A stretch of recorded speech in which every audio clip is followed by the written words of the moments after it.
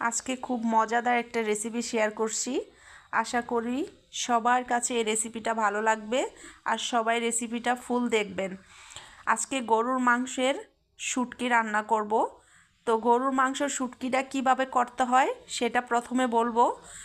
মাংসটা সিদ্ধ করে রোদে শুকিয়ে এটা সংরক্ষণ করা যায়, আবার আপনি সাথে সাথেও রান্না করতে পারবেন। তো আমি মাংসটা রোদে শুকিয়ে নিয়েছি, একটু হলুদ আর একটু লবণ দিয়ে এটা রোদে শুকিয়েছি। এখন এটা ভিজিয়ে রেখেছি, রাতে পাটায় ছেঁচে নিছি।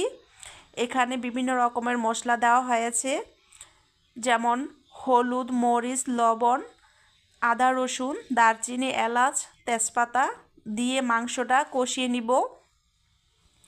এখানে আমি কিছু সবজি অ্যাড করব। সবজি বলতে রসুন কুচি, পেঁয়াজ কুচি, আলু কুচি। আলু কুচিটা দিলে মাংসটার একটু নরম নরম ভাব হয়, খেতে অনেক মজার হয়। আর এটা এভাবেই রান্না করলে ভীষণ মজা হয়। তো এখন আমি মাংসটা কষিয়ে নিয়েছি, রসুন কুচি অ্যাড করব। দেখতে পাচ্ছেন আমি এখানে রসুন কুচিগুলো কিভাবে অ্যাড করেছি। এভাবে রসুন কুচিগুলো অ্যাড করে দিবেন। তো রসুন কুচি দিয়ে আবার কিছুক্ষণ মাংসটা কষিয়ে নিব। যত কষাবেন তরকারিটা কিন্তু অতই মজার হয়।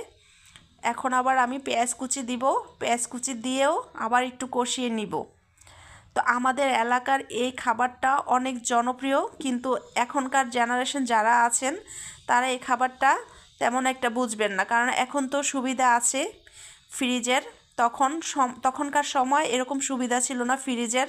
তখন আমার মা দাদিরা এভাবে মাংস সংরক্ষণ করে সারা বছর খেতেন। দেখা যায় কুরবানি দিলে অনেক মাংস হতো, তো সে মাংসটা কিভাবে রাখবেন তারা তখন এভাবে গরুর মাংসকে সিদ্ধ করে রোদে শুকিয়ে শুটকি করে রাখতেন আর এভাবে মজা করে রান্না করতেন। এই গরুর শুটকির রেসিপিটা খেতে যে কি মজার, একবার হলো আমার মতো আপনারা ট্রাই করবেন, কারণ আমার অনেক দিন ধরে ইচ্ছে করছিল এই গরুর শুটকি এভাবে রান্না করে খেতে।